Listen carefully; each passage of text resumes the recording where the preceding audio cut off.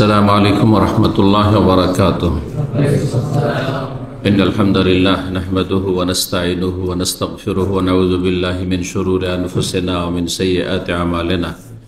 मन यहदिहिल्लाहु फला मुदिल्ल लहु व मन युद्लिल फला हादिय लहु व अशहदु अन ला इलाहा इल्लल्लाहु वहदहु ला शरीका लहु व अशहदु अन्ना मुहम्मदन अब्दुहु व रसूलुहु सल्लल्लाहु तआला अलैहि व अला आलिहि व सहबिहि व सल्लम तस्लीमन कसीरा।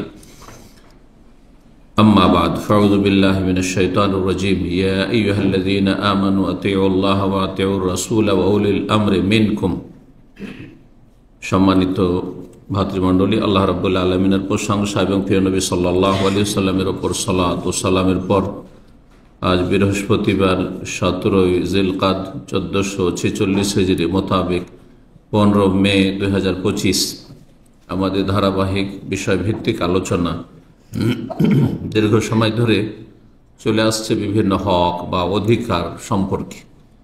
আজকে একটি গুরুত্বপূর্ণ হক নিয়ে আলোচনা করব, যার মাধ্যমে যাদের হক রয়েছে তাদের হকগুলি আদায় করব, আর আমাদের হক যেগুলি রয়েছে অন্যদের ওপর সেগুলি সম্পর্কে আমরা সচেতন থাকব এবং সেগুলি আল্লাহ রাব্বুল আলামিনের কাছে আমরা সুন্দরভাবে চাইব।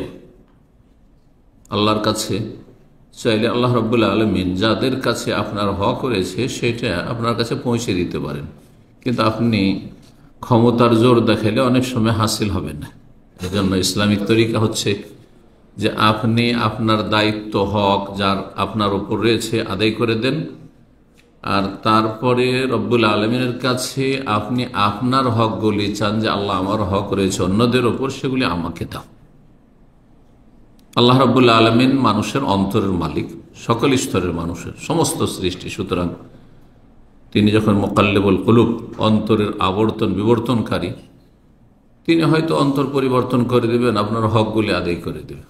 সেটা টাকা পয়সারই হক হোক, আর মানুষের আচার আচরণের হক হোক, আর সেটা ব্যক্তি পর্যায়ে হোক, পারিবারিক পর্যায়ে হোক, সামাজিক পর্যায়ে হোক, রাষ্ট্রীয় পর্যায়ে হোক, অর্থের ক্ষেত্রে হোক না কেন, এটা হচ্ছে ইসলামী তরিকা। তো আজকে আমরা আলোচনা করব শাসকের হক জনগণের উপর, এই বিষয় নিয়ে। গত সপ্তাহের আলোচনা ছিল এর বিপরীত। কি ছিল? জনগণের হক শাসকের উপর। জনগণের সরকারের ওপর, শাসকের ওপর কি অধিকার, দেশের মানুষ কি পায় শাসকের কাছে, কি পাওনা প্রাপ্য, বেশ কিছু পয়েন্ট আলোচনা করেছি, তাতে 18-র মতো। আজকে সংক্ষেপ করে 10টি পয়েন্ট আলোচনা করব। শাসকের হক আমাদের মতো জনগণের ওপর, যে কোনো স্তরের জনগণের ওপর। কোরআনে কারীমের এই মর্মে একটি আয়াত রয়েছে, সূরা নিসা আয়াত নম্বর 59। আল্লাহ ইরশাদ করছেন, ইয়া আইয়ুহাল্লাযীনা আমানু, হে ঈমানদারগণ, আতিউল্লাহ, তোমরা আল্লাহকে মানো, আল্লাহর আনুগত্য করো, মানে আল্লাহকে মানো। আল্লাহ রাব্বুল আলামিনের আদেশ নিষেধ যা কিছু আছে সব কিছু মানো। ঈমানের ক্ষেত্রে হোক, আকীদার ক্ষেত্রে হোক, ইবাদত বন্দেগীর ক্ষেত্রে হোক, করণীয় বর্জনীয়র ক্ষেত্রে হোক, হ্যাঁ, আখলাক চরিত্র আদান প্রদানের ক্ষেত্রে হোক, আল্লাহকে মানো। ওয়া আতিউর রাসূল, এবং রাসূল সাল্লাল্লাহু আলাইহি ওয়াসাল্লামকে মানো। ওয়া উলিল আমরি মিনকুম, এবং তোমাদের মধ্যে যারা নেতৃস্থানীয়, যাদেরকে আল্লাহ নেতৃত্ব দিয়েছেন তাদেরকে মানো, তাদের আনুগত্য করো। এখানে দেখেন, লক্ষ্য করেন কোরআনে কারীমের ভাষার অলঙ্কার। আতিউল্লাহ, আল্লাহর আনুগত্য করো। ও আতিউর রাসূল, আল্লাহর ক্ষেত্রেও আতিউ এসছে, মানো, আনুগত্য করো। রাসূল সাল্লাল্লাহু ক্ষেত্রে ও আতিউ আবার রিপিট করা হয়েছে, ওয়ার রাসূল বলেননি। আল্লাহ তো বলতে পারতেন আতিউল্লাহ ওয়ার রাসূল, যেমন অন্য আয়াতের সময় ইউতিল্লাহ ওয়া রাসূলহু ফাকাদ ফাযা ফাওজান আযীমা, যে আল্লাহ রাসূলের আনুগত্য করলো। কিন্তু এখানে আতিউ শব্দটি 2বার করে নিয়ে এসেছেন। আল্লাহকে মানো এবং ও আতিউ রাসূল, রাসূল সাল্লাল্লাহু আলাইহি ওয়াসাল্লামকে মানো, 2বার করে আতিউ। কথা তো লম্বা হচ্ছে, এতটুকু লম্বা না করলেও তো অর্থ বেরিয়ে যাচ্ছিল, তারপরও 2বার করে আতিউ নিয়ে এসেছেন। কিন্তু তৃতীয় পয়েন্টে ওয়া উলিল আমরি মিনকুম, এবং নেতৃস্থানীয়দেরকে মানবে, তাদের আনুগত্য করবে। এখানে কথা বলে ওয়া আতিউ উলিল আমরি মিনকুম কেন বললেন না? যদি আগের নীতিমালায় যেমন আগে থেকে আল্লাহ বলছেন আতিউল্লাহ ও আতিউর রাসূল, তাহলে ও আতিউ উলিল আমরি মিনকুম, কিন্তু এখানে আতিউ বললেন না। এখানে একটি রব্বুল আলমিনের পেগাম, মেসেজ মানব জাতির জন্য, যে আল্লাহ রব্বুল আলমিনের কথা যেমন মানবেন, সেই ক্ষেত্রে দেখবেন না যে রাসূলুল্লাহ সাল্লাল্লাহু আলাইহি ওয়াসাল্লামের কোনো হাদিস আছে কিনা, কোরআনে কারিমে আছে কোন আয়াত, তারপরে সেটি আবার হাদিসে খুঁজবেন তার সমর্থন, প্রয়োজন আছে নাকি? কোনো প্রয়োজন নেই। ঠিক তেমনি রাসূলুল্লাহ সাল্লাল্লাহু আলাইহি ওয়াসাল্লামের একটি হাদিস পেলেন, বাস মানবেন, সেটা সহিহ হাদিস, তখন মানতে হবে নাকি, সেটি মনসুখ রহিত না, আর জয়ীব দুর্বল ভিত্তিহীন জালও না, বিশুদ্ধ হাদিস, বিশুদ্ধ সূত্রে প্রমাণিত যখন আপনার কাছে বা আপনার ওলামাদের কাছে, মুহাদ্দিসিনদের কাছে, তখন রাসূলুল্লাহ সাল্লাল্লাহু আলাইহি ওয়াসাল্লাম মানতে গিয়ে কি এ কথা বলা যাবে বা এরকম বিশ্বাস রাখা যাবে যে এই কথাটি তো হাদিস আছে কিন্তু কোরআনে আছে কিনা, রাসূল বলেছেন সাল্লাল্লাহু আলাইহি ওয়াসাল্লাম, তার সাথে আল্লাহ বলেছেন কিনা। যদি আল্লাহ বলেন তাহলে মানলাম, মানে কোরআনে যদি কথাটি সত্যায়ন থাকে তাহলে মানলাম, না হলে না, চলবে, কুফরি হয়ে যাবে, তাই না? তাহলে রাসূলুল্লাহ সাল্লাল্লাহু আলাইহি ওয়াসাল্লাম মানতে গিয়েও একবারে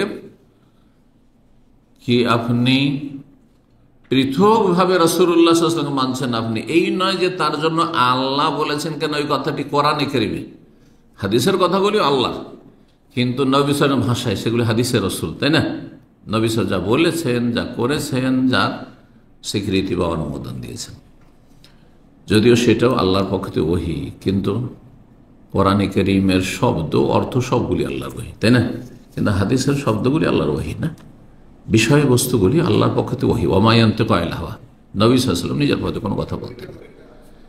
তাহলে রাসূলুল্লাহ সাল্লাল্লাহু আলাইহি ওয়াসাল্লামের কথা মানার ক্ষেত্রে কোনো কন্ডিশন লাগানো যাবে না, হ্যাঁ, যে কোরআনে আছে কিনা। যদি এইটাই না লাগানো যায়, তাহলে এখানে আরেকটি গুরুত্বপূর্ণ একটা যুক্তি, লজিক এবং গুরুত্বপূর্ণ একটা পয়েন্ট শিখে রাখেন, কারণ আপনারা বসবাস করছেন মযহাবী গোঁড়াদের মাঝে, মযহাবের অন্ধদের মাঝে, ব্যক্তি পূজায় যারা লিপ্ত তাদের মাঝে বসবাস করছে, তাদের সংখ্যা বেশি। তাদের কাছে যদি সহিহ হাদিস পেশ করেন, তখন বলে উঠবে যে আমাদের মযহাবে আছে কিনা। তার মানে হাদিসে থাকলেও দেখতে হবে যে আমি হানাফি, সুতরাং হানাফি ফেকাতে আছে কিনা, এটাই না। নাহলে কেন আপনি বলবেন যে হাদিস আছে তারপর আবার মযহাবে আছে কিনা, ফেকা আমাদের হানফি মযহাবে আছে কিনা, অথবা শাফি মযহাবে আছে কিনা, অথবা আমাদের মালিকি, আমরা মালিকি, সুতরাং মালিকি মযহাবে আছে কিনা, বুঝছেন কিনা? যেখানে হাদিস মানতে গিয়ে কোরআনে আছে কিনা দেখার কোনো প্রয়োজন নেই, তাহলে মযহাবের ফেকাতে আছে। ইমাম আবু হানিফা এটিকে অনুমোদন দিয়েছেন কিনা, আমি যেহেতু হানাফি। ইমাম শাফি অনুমোদন দিয়েছেন কিনা, যেহেতু আমি কেরালা অথবা তামিলের শাফি, আমি শ্রীলঙ্কার শাফি, আমি মালয়েশিয়ার শাফি, চলবে? চলবে না, স্পষ্ট এটা কুফরি। কিন্তু যদি বলেন যে আমি হাদিস মানি কিন্তু শর্ত সাপেক্ষ, সেটা যদি আমাদের মযহাবে সাপোর্ট করে থাকে, অনুমোদন দিয়ে থাকে, তাহলে কুফরি কথা। এটাই ঈমান হইতে হবে আপনার, এবং এটা হচ্ছে দিন হচ্ছে যুক্তি সম্পন্ন দিন, জি, সুস্থ মস্তিষ্ক কোরআন হাদিসের বাইরে নয়। সুস্থ মস্তিষ্ক নিয়ে আপনি নিরপেক্ষ চিন্তা করে দেখেন যে রাসূলুল্লাহ সাল্লাল্লাহু আলাইহি ওয়াসাল্লাম কথা মানবেন, যার কাছে সকাল বিকাল কতবার ওহী এসছে, 23 বছর ধরে ওহী এসছে, জিবরাইল কতবার নেমেছেন তার কাছে, তার কথা মানার জন্য শর্ত লাগাবেন যে আবু হানিফা, শাফি, মালিক, আহমদ তারা বলেছেন কিনা।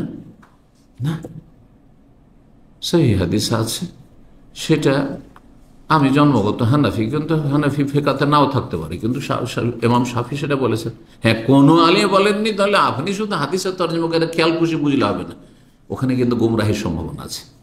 মানে এত লক্ষ লক্ষ আলেম উম্মতে এলেন, কেউ জানতে পারলেন, হদিস পেলেন না, জানলেন, আর আপনি জেনে গেলেন হাদিসের তর্জমা পড়ে, এটা আবার গুমরাহি, কিন্তু সাবধান। কিন্তু তো এটি তো বললাম, কিন্তু আসল যে কথাটি বলছিলাম যে রাসূলুল্লাহ সাল্লাল্লাহু আলাইহি ওয়াসাল্লামের সব কথা মানতে হবে, তাই না? হ্যাঁ, আরো সহজ করে বলি, আল্লাহর সব কথা মানতে, মানে কোরআনের সব কথা মানতে হবে, হাদিসের সব কথা মানতে হবে, ঠিক কিনা? কিন্তু উলিল আমরে মিনকুম, তোমাদের নেতাদের আনুগত্য করো। উলিল আমর হচ্ছে দুই রকম, এক হচ্ছে জ্ঞানের, এক হচ্ছে ক্ষমতার। জ্ঞানের উলিল আমর হচ্ছে উলামায়ে কেরাম, আলেমদের কথা মানতে হবে। আলেমদেরকে মানা ছাড়া ইসলাম পালন সম্ভব না। নিজে নিজে ফতো করতে নেবেন আপনি, দু চারটা হাদিস পড়েই শুধু আপনি আমাকে নামেন, আর কোন আলেমকে মানতে হবে? আমার কাছে ফতো না, আর কোন আলেমের কাছে ফতো নিতে হবে আপনাকে।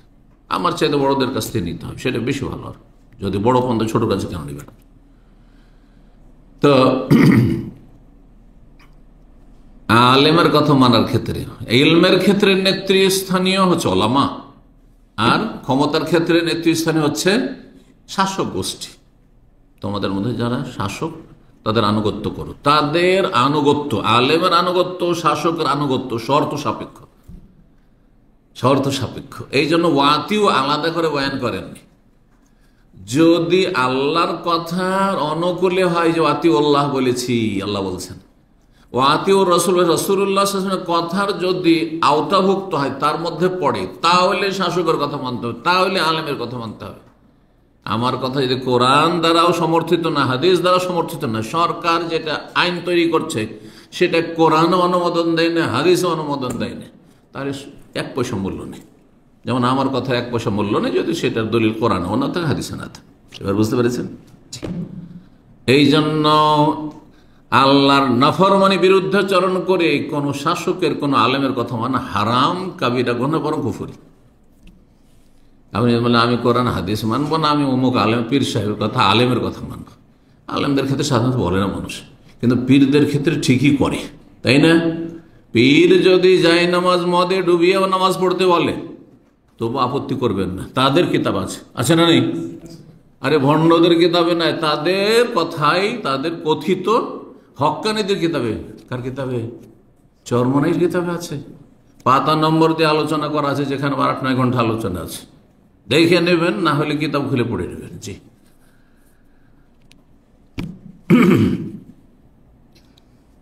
তো বলছিলাম যে শাসকের কথা আর আলেমের কথা শর্ত সাপেক্ষ মানব। যদি আল্লাহ এবং রসুলের কথারা আওতাভুক্ত হয় তাহলে মানবো, না হলে মানবো না। জি, ওয়াউলিল আমরি মিনকুম। এই জন্য আল্লাহ বলছে ফাইন তানাযাতুম ফি শাইইন, যদি মতভেদ হয়, একজন শাসক বলছে এইরকম, আর একজন বলছে এইরকম, একজন আলেম বলছে এইরকম এটা হালাল, আর একজন বলছে না হারাম, কারটা মানবেন? হ্যাঁ, ফারুদ্দুহু ইলাল্লাহি ওয়া রাসূল। তখন আল্লাহ কথা বলেননি যে আরো 10 জন আলেমের দিকে ফিরিয়ে দাও, আল্লাহ এবং রসুল কাছে ফিরে আসো। দেখো যে কোরআন হাদিসে ভালো করে তলাশ করো সমাধান কি আছে। কোরআন হাদিসে তো আমরা তো যে আলেমরা দুইজন দুই মত পেশ করছে, তাদের চাইতে তো এলেমে আমরা অভাবী, মিসকিন। তাহলে আমরা কি করে সিদ্ধান্ত নেব? ওর চেয়ে বড় আলেমরা, হ্যাঁ, তারা কোরআন হাদিসের দলিলগুলি কিভাবে পেশ করেছেন দেখতে হবে। আল্লাহর দিয়ে সমাধানের ক্ষেত্রে যখন দ্বন্দ্ব হবে দুইজন শাসকে বা কয়েকজন শাসকে অথবা কয়েকজন আলেমে, তখন আল্লাহর দিকে ফিরাতে হবে, রসুলের দিকে ফিরাতে হবে সাল্লাল্লাহু আলাইহি সাল্লাম। জি, যদি আল্লাহ পরকালে বিশ্বাসী হও, তখন আর মানুষের কাছে ফয়সালা নিলে হবে না। জি, তাহলে এই আয়াতে কি বলা হয়েছে? ওয়াউলিল আমরি মিনকুম, মানে শাসকের আনুগত্য করো, শাসককে মানতে হবে, যাকে আল্লাহ নেতৃত্ব দিয়ে তাকে মানতে হবে যতক্ষণ নেতৃত্বে রয়েছে। এই শাসকের হকের ক্ষেত্রে এই আয়াতটি হচ্ছে কোরআন কারীমের আয়াত, প্রসিদ্ধ আয়াত। 10টি হকের প্রথম হক শাসকের, দেশবাসীর ওপর, জনগণের ওপর, সেটি হচ্ছে যিনি শাসক তার হাতে বাইআত করবেন। হাতে মানে সবাই হাতে হাত দিয়ে যে শপথ করবে জরুরি নয়, কিন্তু আমাদের প্রতিনিধি প্রত্যেক অঞ্চলের, প্রত্যেক ডিস্ট্রিক্টের, হ্যাঁ, প্রত্যেক যে কোনোভাবে ভাগ করেন আপনি, বেশ কিছু এমন যোগ্য ব্যক্তিরা হবেন, হ্যাঁ, বিভিন্ন অঞ্চল থেকে যারা সিলেক্টেড, বাছাইকৃত হবে, মনোনীত হবেন, এবং তারা আমাদের পক্ষ থেকে প্রতিনিধি হিসাবে বায়াত করবেন যে আমরা আপনার সার্বিক সহযোগিতায় দেশের সার্বিক কল্যাণের ক্ষেত্রে আছি। এর নাম বায়াত, শপথ। জি, তো শাসকের বায়াত, ইসলামে শাসকের বায়াত রয়েছে। এছাড়া কোনো বায়াত নেই। পীর মুরিদের বায়াত এই সুফিদের থেকে এসছে, যারা শুরু করেছে বেদাত দিয়ে আর গিয়ে মাজার পূজায় গিয়ে ডুবেছে। তারা ইমান ধ্বংস করেছে, নিজেদের অন্যদের ইমানকে হরণ করেছে, শয়তানকে সুযোগ দিয়েছে। শয়তান যদি শিরিক করাইতে পারে তাহলে আর অন্য পাপ করাবার প্রয়োজন নাই, কারণ শিরিক, বড় শিরিক করলে চিরস্থায়ী জাহান্নামী, চিরকাল জাহান্নামে থাকবে, মা হুম বিখারিজিন মিনান নার। এটা কবর মাজার পূজার মাধ্যমে হয়েছে, যে মুসলিম হওয়া সত্ত্বেও বড় শিরক করে ইয়া গাউস ইয়া আলী ইয়া হুসাইন করে মারা গেল, স্থায়ী জাহান্নামে, এতে কোনো সন্দেহ নেই। জি, নাসারুল্লাহ সালামাত ওয়াল আফিয়া। বলুন আলহামদুলিল্লাহ। যাদেরকে আল্লাহ শিরক থেকে বাঁচিয়েছেন বলুন আলহামদুলিল্লাহ। শুধু শিরক মূর্তি পূজার নাম নয়, শিরক শুধু ইহুদি নাসারাদের ধর্মের নাম নয়, শিরক হচ্ছে আল্লাহর সাথে, আল্লাহর সত্তায়, জাতে, সেফাতে, গুণাবলিতে, অথবা আল্লাহর কাজে, অথবা আল্লাহর ইবাদত বন্দেগীতে কোনো একটিতে যদি শরীক করেন, কোনো কিছুতে শরীক করেন, শুধু একটি কাজে, যে আল্লাহ রোগ ভালো করেন আর গোস কুতুব রোগ ভালো করেন, আমার বাবা রোগ ভালো করেছে, আল্লাহ সন্তান দেন, হ্যাঁ, আর এটা বাবার দান, মাজারে গিয়েছিলাম তারপর আমার ছেলে হয়েছে, আপনি মুশরিক। বাকি সব যদি আল্লাহকে দিয়ে দেন তবু মুশরিক আপনি। তো পীর মুরিদের বায়াত ইসলামে নেই, সাংগঠনিক বায়াত ইসলামে নেই। এগুলি মানুষের ইজতিহাদ করেছে, বিশেষ করে সাংগঠনিক বায়াত ইজতিহাদ করেছে, কিন্তু আরব কোন আলেম এটাকে অনুমোদন দেননি, যার ফলে এই সাংগঠনিক বায়াত ঠিক নয়। এখন বায়াত সম্পর্কে মেলা হাদিস রয়েছে, একটি হাদিস শোনাই, 3441 নম্বর হাদিস, সহিহ মুসলিমের ইবনে ওমর রাদিয়াল্লাহু তাআলা আনহু বর্ণনা করছেন, বলছেন সামিআতু রাসূলুল্লাহ সাল্লাল্লাহু আলাইহি ওয়াসাল্লাম, আমি রাসূলুল্লাহ বলতে শুনেছি, মান খালা ইয়াদান মিন তাআতিন, কেউ যদি শাসকের আনুগত্য থেকে হাত টেনে নেয়, লাকি আল্লাহ ইয়াউমাল কিয়ামা, তাহলে আল্লাহর সাথে কিয়ামতের দিনে সে মুখোমুখি হবে, আল্লাহর সামনে হাজির হবে আসামির কাঠগড়ে। ওয়ালা হুজ্জাত লাহু, তার কাছে কোনো দলিল থাকবে না মুক্তির, যে তুমি তো খারিজি হয়ে এসছো, হ্যাঁ, তুমি তো দেশদ্রোহী হয়ে এসছো, বাগী হয়ে এসছো। ইসলামের ভাষা খারিজি, বাগী।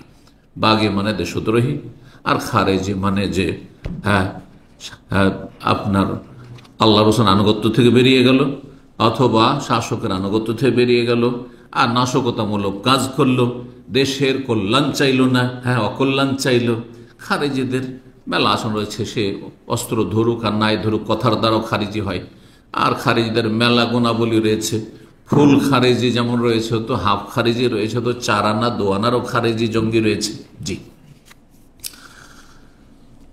আমার মা তো আলাইসাফি অনকে বাই, আর কেউ যদি মারা যায় এমন অবস্থায় যে শাসকের বায়াত তার গর্দনে নেই, অর্থাৎ সে শাসকের অনুগত না, মানি না এইসব, শুনছেন এক শ্রেণী পথভ্রষ্টদের, এইসব সরকারকে মানি না।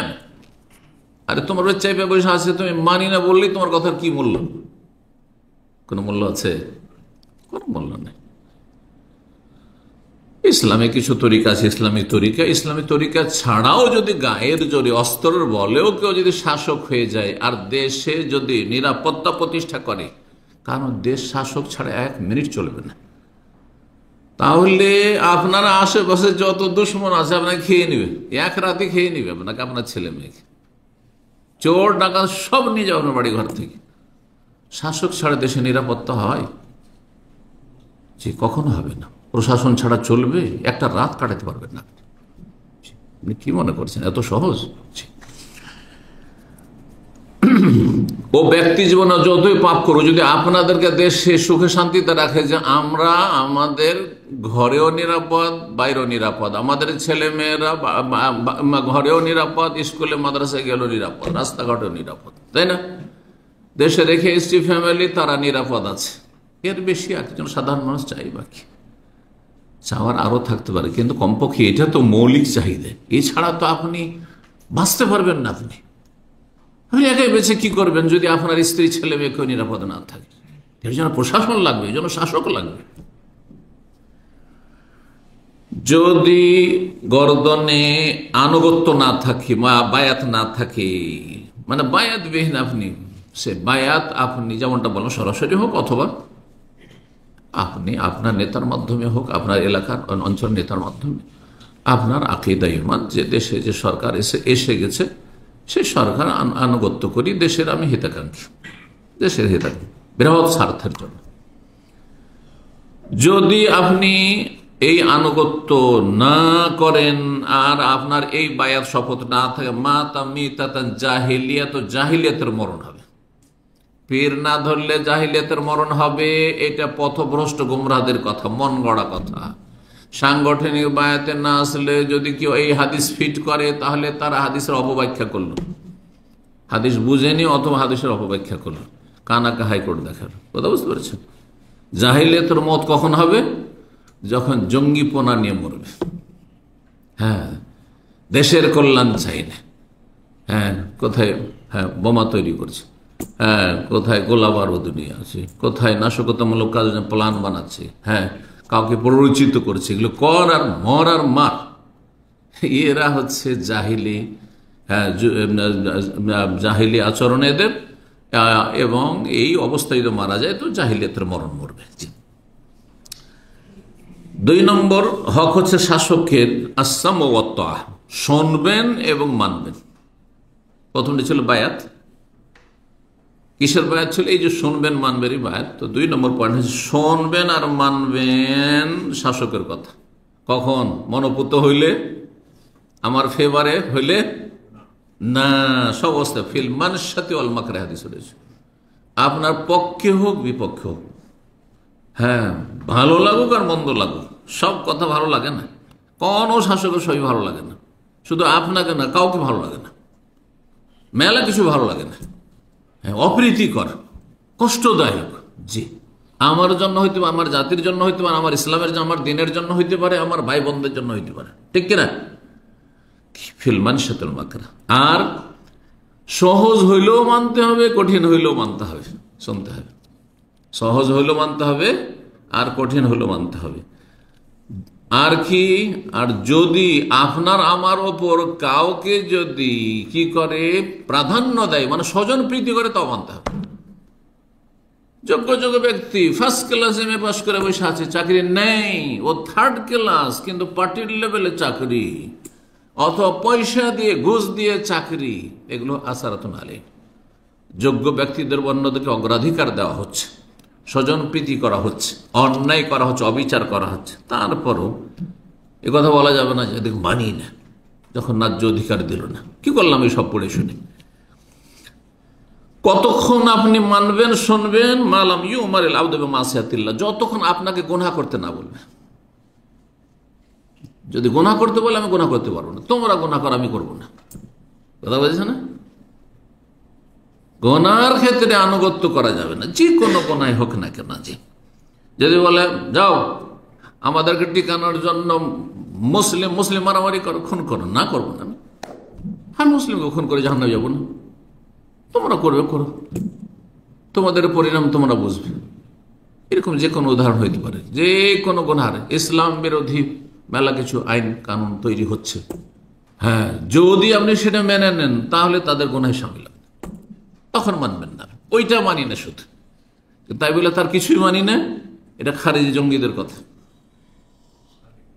ট্রাফিক রুল মানেন না, দেশে ট্রাফিক আইন মানেন না, যে রেড সিগন্যাল গাড়ি দাঁড় করতে মানবেন না আপনি, তাহলে তো নিজেকে ধ্বংস করবেন, অন্যকে ধ্বংস করবেন আপনি।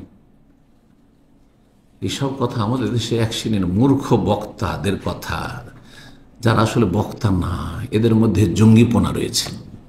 হ্যাঁ, এরা জঙ্গি তৈরি করছে, এরা যুবকদেরকে, হ্যাঁ নাবালক যুবকদেরকে, মূর্খ যুবকদেরকে প্ররোচিত করছে, এদেরকে অশান্তি সৃষ্টি করছে দেশে।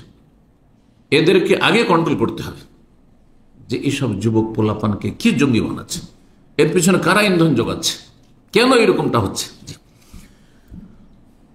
এই মর্মে প্রসিদ্ধ হাদিস রয়েছে, ওবাদ বিন সামেদ থেকে রয়েছে, আব্দুল্লাহ বিন ওমর থেকে রয়েছে, আবু হুরায়রা থেকে রয়েছে। একটি হাদিস শুনে সমস্যা স্বল্পতার জন্য,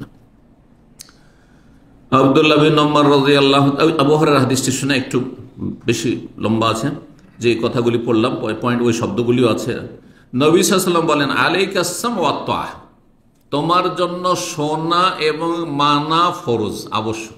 শুনতে হবে, মানতে হবে। নেতার কথা, যেমন মা বাবার কথা শুনতে হবে, মানতে হবে। কিন্তু গুনার কথা বললে, যা আমার বাড়ি করে আয়, যা ওর বাড়ি চুরি করে আয়, চলবে? ওর জমির ফসল ঝুড়ে আয়, চলবে না? মোটেই মানা যাবে না।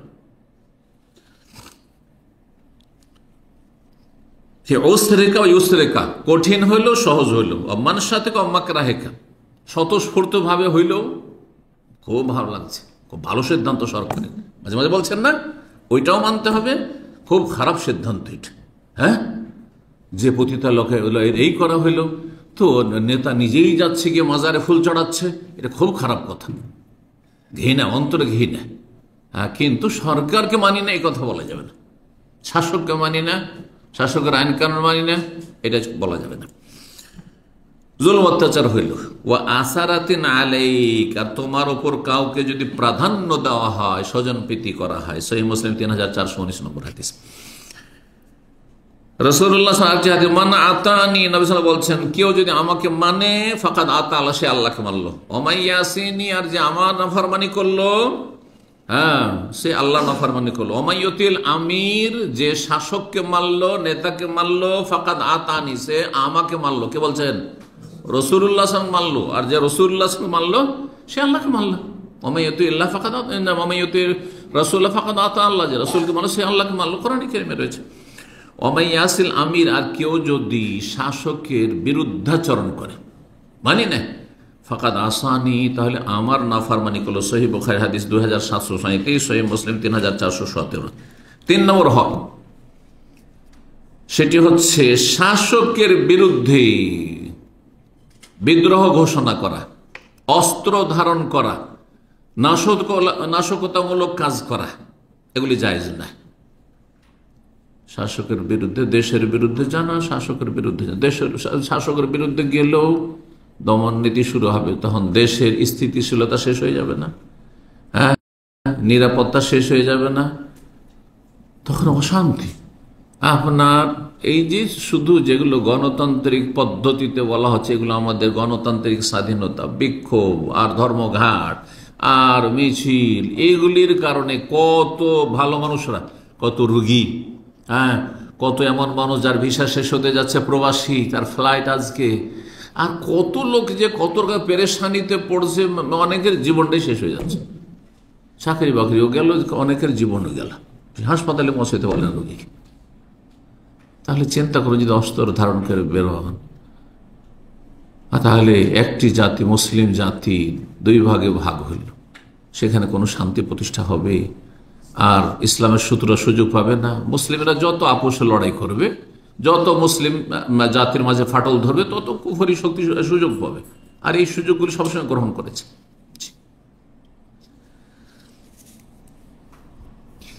এগুলো জাহিলিয়াতের আচরণ, যে আপনি সরকার বিরোধী কাজ করে, দেশ বিরোধী কাজ করে আপনি দেশে অশান্তি সৃষ্টি করবেন, আর মানি না আমি এসব করবেন। হ্যাঁ, জুলম অত্যাচার মানি না, কিন্তু তার প্রতিবাদের ইসলামী পদ্ধতি রয়েছে।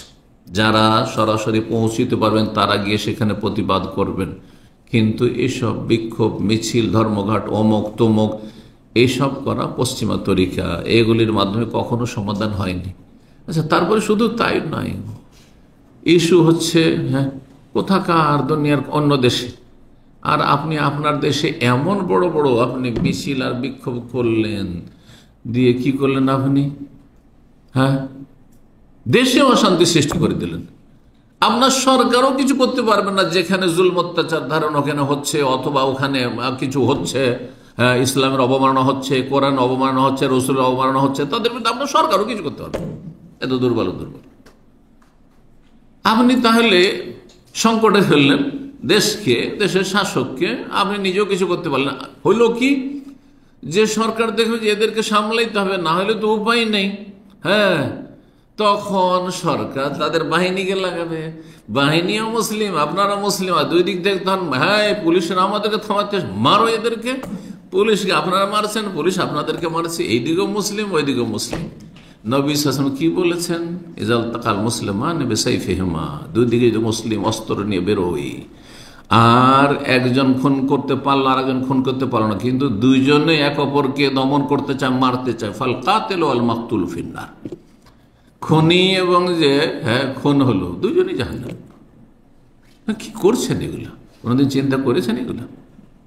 কোনো সমাধান এগুলো দিয়ে হয়েছে কিছু?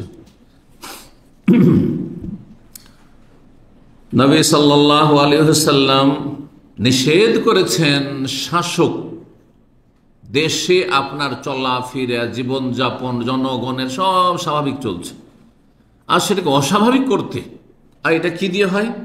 সরকার বিরোধী এমন কিছু পদক্ষেপ, আর তারপরে অস্ত্র নিয়ে বেরিয়ে যাওয়া, বল প্রয়োগ করা, যেখানে আপনাকে প্রতিহত করার জন্য বা দমন করার জন্য তখন আপনার চাইতে বেশি বল প্রয়োগ করা হবে। এই রকম কাজগুলি ইসলাম মোটেই সমর্থন করে না। বহু হাদিসের মধ্যে একটি হাদিস শুধু বলি, নবী সাল্লাল্লাহু আলাইহি ওয়াসাল্লাম বলছেন, মান কারিহা মিন আমিরিহি শাইআন, যদি কোনো ব্যক্তি তার শাসকের কোনো কিছুকে অপছন্দ করে, একেবারে ইসলামের দৃষ্টিতে বড়ই আপত্তিকর, অন্যায় কাজ, জুলম, অত্যাচার, এগুলো পাপ, এগুলো ফালিয়াসবির আলাইহি, কি বলেছেন? অস্ত্র নিয়ে বেরিয়ে যাও, মারো আর ধরো। আরে ওরাও চাকরি করছে সরকার পক্ষ থেকে, ওরাও আপনাদের কারো আত্মীয় স্বজন, আপনার না হলে আমার আত্মীয় স্বজন, আর কারো আত্মীয় স্বজন, তারা মুসলিম ভাই। জি, ফালিয়াসবির আলাইহি, ধৈর্য ধারণ করো। এই ফালিয়াসবির আলাইহি এই কথাগুলি জঙ্গিরা মানে না, আর জঙ্গিদের পৃষ্ঠপোষকরা মানে না। যদি এই হাদিস শোনান তো বলে যে এরা কাপুরুষ। আর রসুলের হাদিস সাল্লাল্লাহু আলাইহি ওয়াসাল্লাম, রাসূলুল্লাহ সাল্লাল্লাহু আলাইহি ওয়াসাল্লাম জানছেন আল্লাহর পক্ষ থেকে ওহী মারফত যে কিসে শান্তি আছে দেশে, কিসে সমাজে শান্তি প্রতিষ্ঠা হবে, কিসে মানুষ সুখে থাকবে। ফালিয়াসবির আলাইহি ফাইন্নাহু লাইসা আহাদুম মিনান নাস খারাজা মিনাস সুলতানি শিবরান, কোন মানুষ যদি সরকারের বিরুদ্ধে এক বিগত শুধু বেরিয়ে যায়, এক বিগত দূরে চলে গেল, মানি না, তাহলে কি হবে? বলছেন ফামাতা আলাইহি, তারপরে এইভাবে মারা গেল, মানি না এইসব সরকারকে, ইল্লা মাতা মিতাতান জাহিলিয়া, সে জাহিলিয়াতের মরণ মরবে। তাহলে সরকারের বিরুদ্ধে অস্ত্র ধারণ করে বেরিয়ে যাওয়া, বল প্রয়োগ করা, আর দুই দিক থেকে বহু লোক হতাহত হবে, এরকমের পরিস্থিতি তৈরি করে, এগুলি হারাম কাজ। কিন্তু সবাই তো চশমা পরে আছেন, গণতন্ত্রের চশমা, তো গণতন্ত্রের চশমা দিয়ে ইসলামের বিধান তো দেখতে পাচ্ছেন না, তখন এই কথাগুলি হজম করতে কষ্ট হচ্ছে। আমার কথা বুঝতে পারছেন না? এই চশমা খুলে ফেলতে হবে। এই আব্রাহা লিঙ্কন ইহুদির গণতন্ত্রের চশমা খুলে দিয়ে নিরপেক্ষ ইসলামের দৃষ্টিভঙ্গি নিয়ে আতিউল্লাহ, আল্লাহর কথা মানবো, রসুলের কথা মানবো, তারপরে আমার কথাগুলি বুঝে আসবে। কারণ আমার কথা নেই, এগুলো কাল আল্লাহ এবং কাল রসুল, বলছেন না, বলছেন না। কিন্তু মগজে এমন হয়ে ডেমোক্রেসি, গণতন্ত্র বসে গেছে যে আল্লাহ এবং রসুলের কথা বললে হয় কথাই তুচ্ছতা ছিল না, বাদ দাও এদের কথা, আর এটা তো একেবারে কুফরি কথা যদি এরকমটা করে, না হলে ভিতরে ভিতরে না না না এগুলো চলবে না। এখন আর এগুলোর পরিস্থিতি নেই। ওটা খেলাফত থাকলে হয়তো, নেই খেলাফত যে যখন, তখন আমরা সব এগুলো করবো। আর খেলাফত নাই তো আপনি সেই জন্য আপনি অশান্তি সৃষ্টি করবেন। মৌলিক নীতিমালাতে অশান্তি তো সৃষ্টি করা যাবে না, এতে শান্তি হবে না অশান্তি হবে দেখতে হবে। আপনাদেরকে যারা বের করছে, আপনাদের সাথে বড়রা, তারা কিন্তু আয়েশ আরামের সাথে আমোদ ফুর্তি করছে ঘরে বসে। আজকে এক ধর্মঘট, গোটা দেশ একবার গাড়ির চাকা চলতে দেওয়া হবে না, তাই না?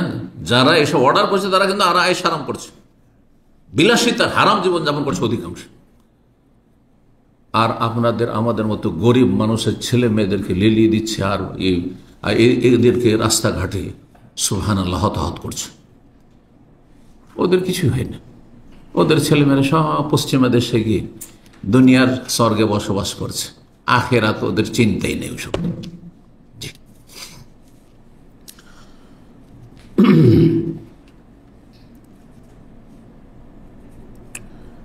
নবী সাল্লাল্লাহু আলাইহি ওয়াসাল্লাম আরেকটি হাদিস রয়েছে, আউফ বিন মালিক রাদিয়াল্লাহু তাআলা আনহু বলেন, রাসূলুল্লাহ সাল্লাল্লাহু আলাইহি ওয়াসাল্লাম বলেছেন, খেয়ারু আইম্মাতিকুম, তোমাদের সবচাইতে ভালো শাসক কারা?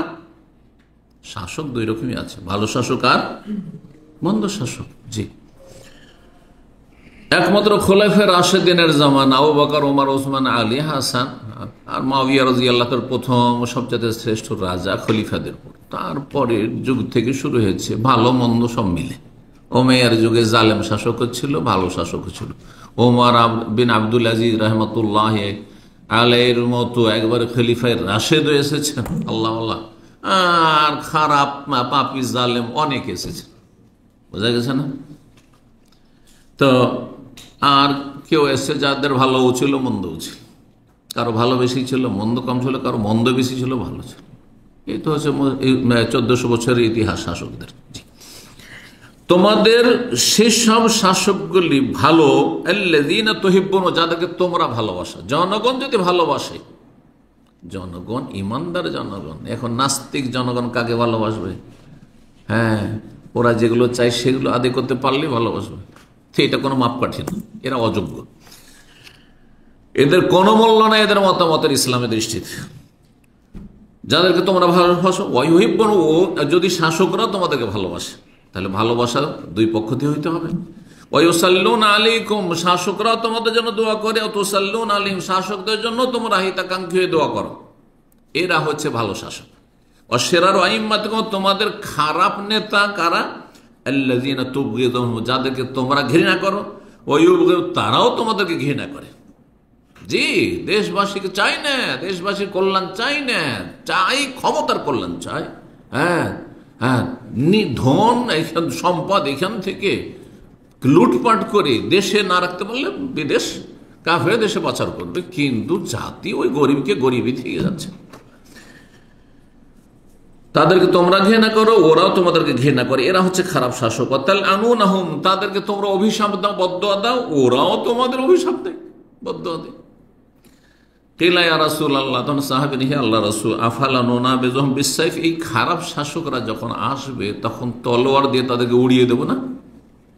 রাগবো না তাদেরকে তরবারি দিয়ে উড়িয়ে দেবো?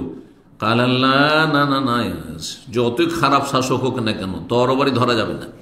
মা আকামু ফিকুমুস সালাহ, যতদিন তারা সালাতটা কায়েম রেখেছে, নামাজ পড়তে বাধা দিয়েছে, মসজিদ তৈরি করতে বাধা দিচ্ছে, হ্যাঁ, জামাত করে সালাত পড়তে বাধা দিচ্ছে, ঈদ জুমা জামাতে বাধা দিচ্ছে, ফজরের সালাতে যেতে বাধা দিচ্ছে না, তাহলে অস্ত্র ধরিও না।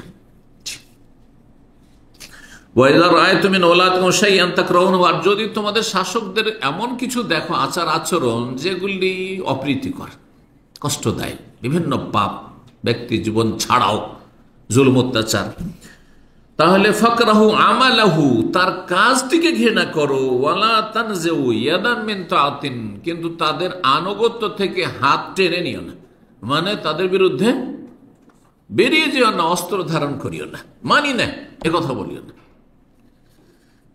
বরং সবরের কথা বলেছেন নবী সাল্লাল্লাহু আলাইহি ওয়াসাল্লাম। সহিহ মুসলিম 3447 নম্বর হাদিস। 4 নম্বর হক হচ্ছে শাসকের হিতাকাঙ্ক্ষী হবেন, নসিহা, খায়ের খাই করবেন। নসিহা মানে ভালো চাওয়া। নসিহা আমরা নসিহা বলি কিছু উপদেশের ক্ষেত্রে, তাই না? উপদেশ যে দেয় সে ভালো চায় সেজন্য, এটা আংশিক অর্থ, কিন্তু মূল নসিহার অর্থ হচ্ছে ওই যে তওবাতান নাসুহা, নিখুঁত নির্ভেজা, যাতে কোনো ভেজাল নেই, খালিস তওবা করো, ঠিক কিনা? ইয়া আইয়ুহাল্লাযীনা আমানু তুবু ইলাল্লাহি তাওবাতান নাসুহা, ওখানে তো উপদেশের অর্থ নেই। তো শাসকের কি হইতে হবে? হিতাকাঙ্ক্ষী হইতে হবে। আপনাদের যদি আমি হিতাকাঙ্ক্ষী হই তো আপনাদের জন্য আমি জান্নাত চাইব, আপনারা যেন জাহান্নামের পথে না যান, আপনারা পথভ্রষ্ট না হয়ে যান, হ্যাঁ, দিনের ক্ষেত্রে হেদায়েতের উপর থাকেন, হ্যাঁ, অবিচল আল্লাহ রাখুন, দুনিয়ার ক্ষেত্রে চাইবো আল্লাহ আপনাদের রুজি বরকত দিক, হ্যাঁ, সুস্বাস্থ্য দিক, আপনাদের কোনো বালা মুসিবত না আসে। এগুলো হচ্ছে হিতাকাঙ্ক্ষী হওয়া, এগুলোর নাম হচ্ছে নসিহত। সার্বিক আপনি কল্যাণ চাইবেন। তো শাসকের জন্য কি করতে হবে? হিতাকাঙ্ক্ষী হইতে হবে। প্রসিদ্ধ হাদিস সহিহ মুসলিম, আদ-দীনুন নাসিহা, দিন ইসলামের মূল হচ্ছে কি করা? হিতাকাঙ্ক্ষী হওয়া, ভালো কামনা করা। যে কোনো স্তরের মানুষের জন্য ভালো চাইবেন। সাহাবীরা জিজ্ঞাসা, ইয়া রাসূলুল্লাহ, কার জন্য আমরা নাসিহা মানে হিতাকাঙ্ক্ষী হব, কার জন্য আমরা মঙ্গল চাইব? আমরা ভাবছি হয়তো শুধু মানুষের, বিভিন্ন স্তরের মানুষের জন্য। কি বলছেন রাসূলুল্লাহ সাল্লাল্লাহু আলাইহি ওয়াসাল্লাম? দিন ইসলাম, পুরো দিন ইসলামকে এই হাদিসের মধ্যে নিয়ে এসে দিয়ে দিচ্ছেন নাসিহার মধ্যে। নাসিহার মধ্যে পুরো দিন ইসলাম চলে আসছে। লিল্লাহি, আল্লাহর জন্য আপনি হিতাকাঙ্ক্ষী হবেন, কল্যাণ চাইবেন। ওয়ালে কিতাব, আল্লাহর কিতাব কোরআনে কারীমের জন্য আপনি কল্যাণ চাইবেন। ওয়ালে রাসূল সাল্লাল্লাহু আলাইহি ওয়াসাল্লামের জন্য আপনি কল্যাণ চাইবেন। ওয়ালে আইম্মাতুল মুসলিম, মুসলিম শাসকদের জন্য আর মুসলিম ওলামাদের জন্য আপনি কল্যাণ চাইবেন। আইম্মা দুই রকমের আইম্মা, আইম্মাতুল ইসলাম, হ্যাঁ ওলামা, এবং আইম্মাতুদ দুনিয়া, দুনিয়ার যে মুসলিম শাসকরা, তাদের কি চাইবেন আপনি? কল্যাণ চাইবেন, নাসিহা করবেন। ওয়ালে আম্মাতিহিম, সাধারণ জনগণের সকল স্তরের মানুষের জন্য আপনি কি চাইবেন?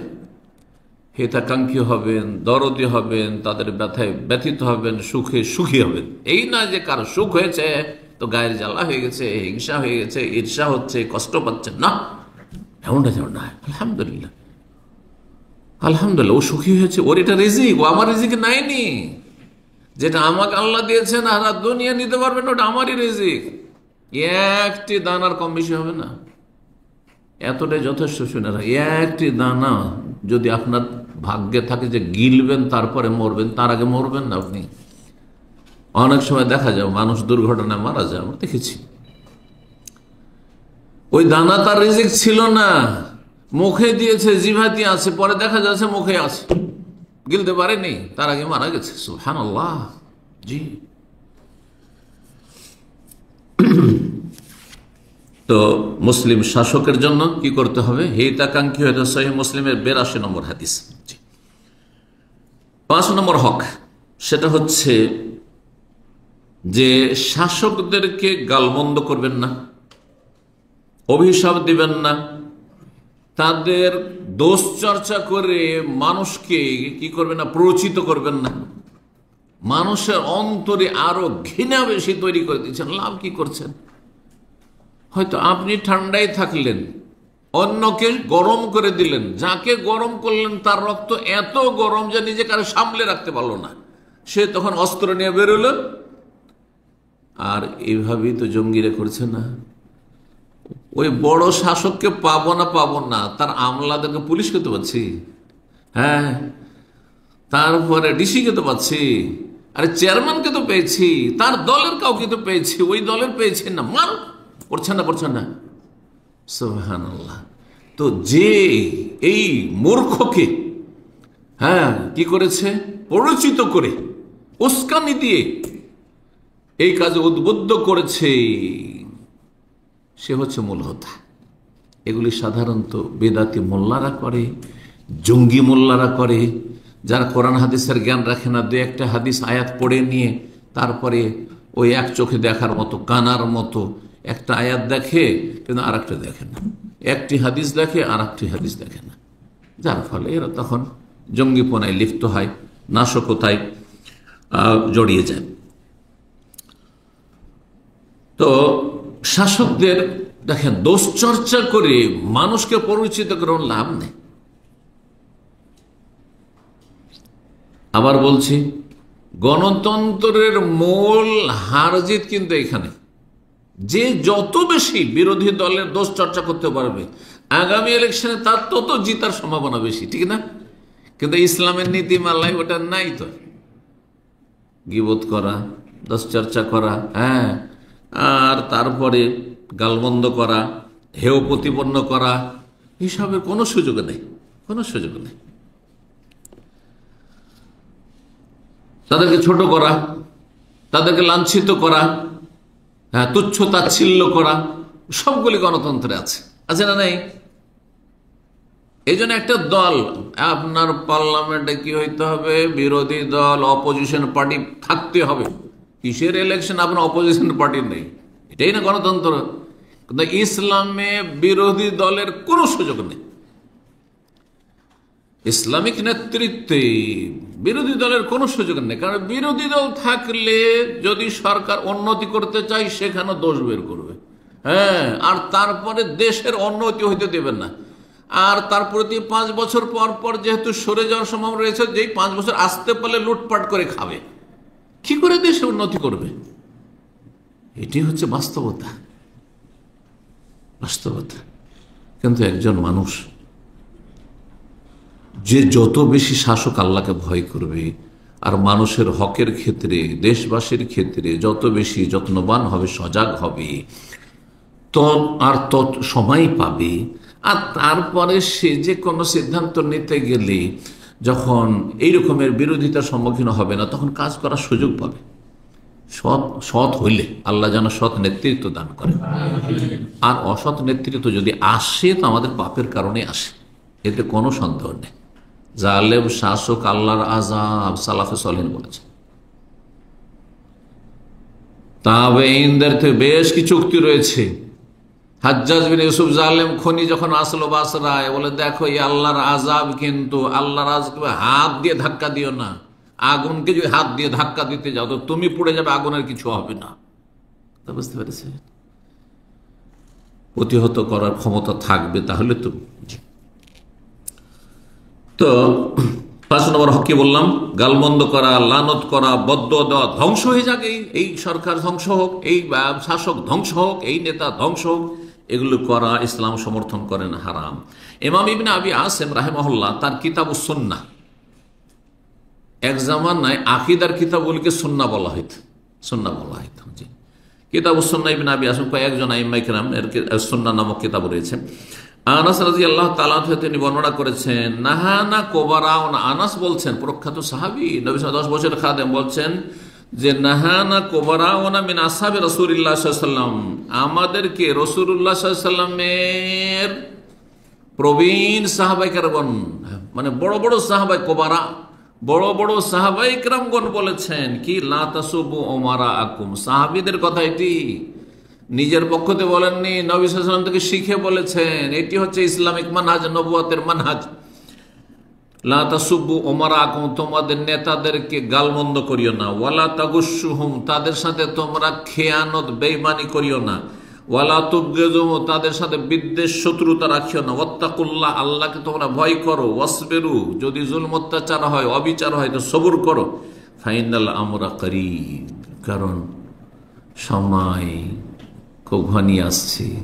জালেমকে আল্লাহ চিরদিন রাখেন না, কিন্তু সবর করা প্রয়োজন রয়েছে। ইসলামিক তরিকা অবলম্বন করলে জালেমকে তাড়াতাড়ি আল্লাহ সরাবেন, কিন্তু গায়র ইসলামী তরিকা, অনইসলামিক তরিকা অবলম্বন করলে জালেম দিয়ে আল্লাহ দমন করাবেন। জেলালুল জান্নাহ 1015 হাদিসটি সনদকে জয়্যিদ, সুন্দর বলা হয়েছে। 6 নম্বর হক হচ্ছে যে শাসকের দায় দায়িত্ব পালনে সার্বিক সহযোগিতা করবেন। আপন আপন জায়গা থেকে যে যেখানে আছেন সেখান থেকে আমার যতটা শাসকের, সরকারের সহযোগিতা করা সম্ভব, দেশের হিতাকাঙ্ক্ষী হওয়া সম্ভব, দেশ উন্নতি করুক, হ্যাঁ, দেশ এগিয়ে যাক আর দেশকে শাসকরা এগিয়ে নিয়ে যাক, এর জন্য সার্বিক সহযোগিতা করবেন। সূরা মায়েদা আয়াত নম্বর 2 আল্লাহ ইরশাদ করেছেন, ওয়াতাআওয়ানু আলাল বিররি ওয়াত্তাকওয়া, তোমরা নেকির কাজে, আল্লাহ ভীরুতার কাজে পরস্পর সহযোগিতা করো। ওয়ালা তাআওয়ানু আলাল ইসমি ওয়াল উদওয়ান, গুনাহের কাজে, সীমা লঙ্ঘন, অন্যায়ের কাজে কেউ কাউকে সাহায্য সহযোগিতা করবে না। 7 নম্বর হক হচ্ছে, যদি সরকার বিরোধী, শাসক বিরোধী, দেশ বিরোধী, যদি দেশদ্রোহী জঙ্গিদের তৎপরতা থাকে, খারেজিদের তৎপরতা থাকে, তাহলে তাদের বিরুদ্ধে সরকারের পক্ষে হয়ে লড়াই করতে হবে। এটা কোরআনের নির্দেশ। আপনার তখন ওই জঙ্গিদের পক্ষ নিলে হবে না, আব্দুর রহমান বাংলা ভাইয়ের পক্ষ নিলে হবে না, আর এই রকম যতগুলি জঙ্গি সংগঠন রয়েছে এদের সাথ দিলে হবে না। আপনাকে সাথ দিতে হবে দেশের বৃহৎ কল্যাণে শাসকের, সরকারের। দেশে শান্তি প্রতিষ্ঠা করতে হবে। যারা শান্তিকে বিঘ্নিত করেছে তাদের কোনো সুযোগ দিতে হবে না। আল্লাহ রাব্বুল সূরা হুজুরাতের আয়াত নম্বর 9 ইরশাদ করেছে, ওয়াইন তাইফাতান মিনাল মুমিনিনা ইকতাতালু, মুসলিমদের, মুমিনদের 2 দল যদি আপোষের লড়াই, যুদ্ধে লিপ্ত হয়, একদিকে সরকার আর একদিকে একদল বিদ্রোহী, বিদ্রোহী, সরকার বিরোধী, দেশে নাশকতামূলক কাজ চালাচ্ছে, কর্মকাণ্ড করছে, ফাসলিহু বাইনাহুমা, প্রথম পদক্ষেপ হচ্ছে তোমরা মীমাংসা করে দেওয়ার চেষ্টা করো, সমাধানের চেষ্টা করো। হতাহত না হোক মানুষ, একটা সমাধানে চলে আসুক, সমঝোতায় চলে আসুক। তারপরে যদি এটা না সম্ভব হয়, না মেনে নিচ্ছেন না এই জঙ্গিরা, দেশদ্রোহীরা, বিদ্রোহীরা, ফাইম বাগাত ইহদাহুমা আলাল উখরা, একটি দল আর একটি দলের ওপর যদি সীমা লঙ্ঘন করে, না, বিদ্রোহীদেরকে পারা যাচ্ছে না। বিদ্রোহীরা যে ন্যায়সঙ্গত শাসক, যে প্রতিষ্ঠিত শাসক, যে দেশে শান্তি প্রতিষ্ঠা রেখেছে, হ্যাঁ, তাদের বিরুদ্ধে তারা তৎপর হয়ে উঠেছে। যেমন উসমান রাদিয়াল্লাহু তাআলার বিরুদ্ধে বাগিরা এসেছিল। এটা হচ্ছে ইসলামের ইতিহাসে প্রথম বিদ্রোহ, দেশদ্রোহিতা। খেলাফতের বিরুদ্ধে, খলিফার বিরুদ্ধে তাদের জঙ্গিপনা। তারপরে আলী রাদিয়াল্লাহু তাআলার বিরুদ্ধে খারিজি জঙ্গিদের। জি, এদের ক্ষেত্রে এইরকমই যারা এক কথায় দেশ ধ্বংসের দিকে চলে যাচ্ছে, আপোষে লড়াই শুরু করেছে, এতে মুসলিম জাতির দেশের কোনো কল্যাণ নেই। ফাকাতিলুল্লাতী তাবগী, তাহলে যেই দল সীমা লঙ্ঘন করেছে, কোন দল সীমা লঙ্ঘনকারী? সরকার না ওই দল যারা নাশকতামূলক কাজ করছে, দেশদ্রোহিতা করছে, তারা হচ্ছে বাগী দল। তাবগী মানে বাগী দল, বিদ্রোহী দল। তাদের বিরুদ্ধে লড়াই করো। আগে মীমাংসার চেষ্টা করবে। মীমাংসা যদি না মানতে চাই, তখন তাদের বিরুদ্ধে লড়াই। কতক্ষণ পর্যন্ত এই লড়াই চলবে? হাত্তা তাফিল আমরা, যতক্ষণ আল্লাহর নির্দেশের আদেশের বিধানে দিয়ে ফিরে না আসবে যে ঠিক আছে, তোমরা যেমন শাসকের আনুগত্য করছো, দেশের সার্বিক কল্যাণ চাইছো, আমরাও দেশের শান্তি চাই, স্থিতিশীলতা চাই, আর সার্বিক কল্যাণ চাই। ফাইন ফাত ফাহাসলু বাইনাহুমা, তারা যদি ফিরে আসে তাহলে একটা মীমাংসা করো ইনসাফের সাথে, সুবিচারের সাথে। এখানে অবিচার করিও না, অবিচার করিও না। যে ধরে গণহত্যা শুরু করলে আর গণহারে তাদের যাদের সামান্য কিছু অপরাধ আছে আর বড় অপরাধ আছে সবকে একাকার করে দিচ্ছে, এটাও জুলুম না। আল্লাহ চায় না যে কখন আল্লাহ জুলুমকে, কোনো ক্ষেত্রে কারো জুলুমকে আল্লাহ রাব্বুল আলামিন স্বীকৃতি দেন। ওয়াকসিতু, তোমরা ন্যায় নীতি অবলম্বন, ইনসাফ করো। ইন্নাল্লাহা ইউহিব্বুল মুকসিতিন, ন্যায় নীতি অবলম্বনকারী, ইনসাফকারীদেরকে আল্লাহ ভালোবাসেন। অবিচারকারী জালেমদেরকে আল্লাহ ভালোবাসেন। আল্লাহু লা ইউহিব্বুল জালিমিন, আল্লাহ জালেমকে ভালোবাসেন না। ৮ নম্বর হক, তা হচ্ছে যে মুসলিম শাসকের বিরুদ্ধে, ইসলামিক রাষ্ট্র বা ইসলামিক দেশ, তার বিরুদ্ধে কোনো কাফের, তার বিরুদ্ধে কাফের লড়ছে, কাফেরকে কোন রকম সহযোগিতা করবেন না। কাফেরকে সহযোগিতা করবেন আপনি, কাফের বিজয়ী হবে। আর মুসলিম দেশ বা ইসলামিক দেশ, ইসলামিক শক্তি দুর্বল হয়ে যাবে, এটা কখনো করবেন না। সূরা মুমতাহানার আয়াত নম্বর ৯ আল্লাহ এই কথাই বলেছেন, ইন্নামা ইয়ানহাকুম আনিল্লাযিনা কাতালুকুম ফিদ-দীন। আল্লাহ নিষেধ করেছেন ওই সব কাফেরদের সাথে তোমাদেরকে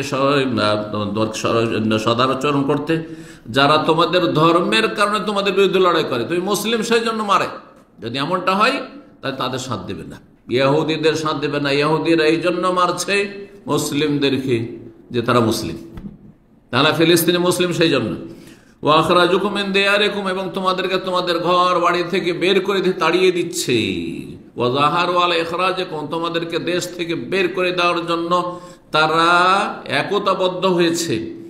আনতাওয়াল্লাহু, তাদের সাথে মিত্রতা আল্লাহ হারাম করেছেন, নিষেধ করেছেন। ওমাইয়াতাওয়াল্লাহুম, কেউ যদি তাদের সাথে মিত্রতা স্থাপন করে, দোস্তি করে, ভালোবাসা রাখে, ফাউলাইকা হুমুজ জালিমুন, তাহলে তারাই জালেম, তারা জালেম। ৯ নম্বর হক হচ্ছে মুসলিম শাসকের জন্য কি করা? সততার দোয়া করা, ইসলাহর দোয়া করা, ভালো হওয়ার দোয়া করা। আল্লাহ ভালো করে দাও, আল্লাহ মাসলিহ আইম্মাতানা ওয়া উলাতা উমুরিনা। প্রত্যেক জুমাতে আরব দেশগুলিতে এই দোয়া করে খতিবগণ শেষখানে, আল্লাহ আমাদের শাসক ইমামদেরকে কি করো, শাসকদেরকে ইসলাহ করে দাও, মানে ভালো আছে আরো ভালো করে দাও, ভালো করে দাও, ভালো থাকলে আরো ভালো করে দাও, কোথাও বাঁকা থাকলে সোজা করে দাও, আর তাদেরকে নেক জীবন দান করো। কারণ একজন সাধারণ মানুষ যদি ভালো মানুষ হয়ে যায়, অন্যদের তেমন ফায়দা নেই, তেমন ফায়দা নেই। কিন্তু একজন শাসক যদি ভালো মানুষ হয়ে যায়, তো গোটা দেশবাসীর ফায়দা রয়েছে, বরং গোটা বিশ্ব মুসলিমের ফায়দা রয়েছে, আছে না নেই? জি। তো তাদের জন্য দোয়া করা, এই ক্ষেত্রে সহিহ মুসলিমে 3447 নম্বর হাদিস একটু আগে বর্ণনা করেছি। ভালো শাসকদের সম্পর্কে ওই হাদিসটাতে কি বলা হয়েছে? ভালো শাসক আর মন্দ শাসক। ভালো শাসকদেরকে কি বলা হয়েছে? যাদেরকে তোমরা ভালোবাসবে আর তারাও তোমাদেরকে ভালোবাসবে। ওই সাল্লুনা আলাইকুম, তোমাদের জন্য ওই শাসকরাও দোয়া করবে দেশবাসীর জন্য। অত সাল্লুনা আলাইকুম, তাদের জন্য তোমরা দোয়া করবে। তাহলে হাদিসে যে শিক্ষা সেটা হচ্ছে শাসকদের জন্য কি করবে? দোয়া করবে। ভালো হলে আল্লাহ আরো ভালো করে দাও, মন্দ হলে আল্লাহ একে ভালো করে দাও। হ্যাঁ, নেক জীবন দান করো যাতে করে দেশে আরো ভালো কল্যাণ হয়। এই হচ্ছে হাদিস। আর একটি উক্তি খুব প্রসিদ্ধ রয়েছে, যদিও ইমাম আহমদ রাহিমাহুল্লাহর সাথে অনেকে সম্পৃক্ত করে অনেক আলোচকরা বলে থাকেন, আরবরাও বলে আলোচকরা বলে থাকেন, আর অনেক আমাদের অন্যান্য ভাষাভাষীরা বলে থাকেন, কিন্তু ইমাম আহমদ রাহিমাহুল্লাহ থেকে বিশুদ্ধ সূত্রে এটি প্রমাণিত নয়। বরং ইমাম ফোজাইল ইবনে ইয়াজ খুব বড় পরহেজগার মানুষ ছিলেন, ইমাম ছিলেন তিনি। তার উক্তি এটি, সেটি কি? তিনি বলতেন, লাউ আলেমতু আন্নালি দাওয়াতান মুস্তাজাবা, আমি যদি নিশ্চিত হইতে পারতাম, কোন মাধ্যম দিয়ে জানতে পারতাম যে আমার একটি দোয়া নিঃসন্দেহে কবুল হবে। আমরা কি জানি? কেউ বলতে পারবেন না আমার এই দোয়াটা কবুল হবেই? বলতে পারবেন? কারো বলার ক্ষমতা নেই আমাদের, তাই না?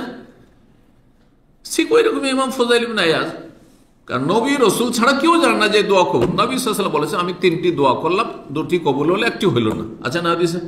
জি।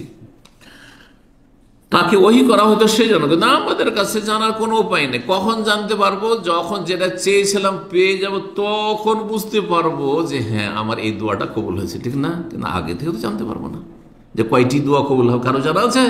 কিছু জানা নেই। আলহামদুলিল্লাহ, যারা ভালো মানুষ তাদের জীবনে তারা ভালো করে জানছেন আমার বেশ কিছু দোয়া কবুল হয়েছে, এতে কোনো সন্দেহ নেই। তো আর যদি না দেখতে পান যে কবুলই হচ্ছে না, তাহলে আপনি নিজে ভালো করে নিজেকে আত্মপর্যালোচনা করে দেখেন যে আপনার দোয়াই কেন কবুল হচ্ছে না। সমস্যা কি আপনাদের মধ্যে আছে কিনা? আর দোয়া কবুলের 3টি তরিকা সেটাও আপনার জানা আছে কিনা? হ্যাঁ, যে আল্লাহ আপনাকে 1টি দিয়েছেন কিনা।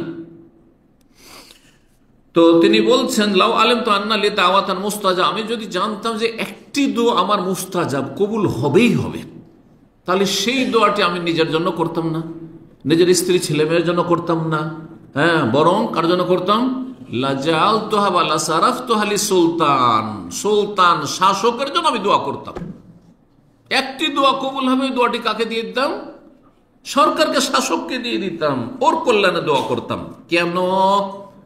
একজন শাসক যদি আমার সেই দোয়া কবুলের মাধ্যমে ভালো নেক শাসক হয়ে, নাই পরায়ণ শাসক হয়ে যায়, তো সালোহা বেহিল এবাদু ওয়াল বেলাদোস, দেশবাসী এবং দেশ কি হয়ে যাবে? সুন্দর হয়ে যাবে।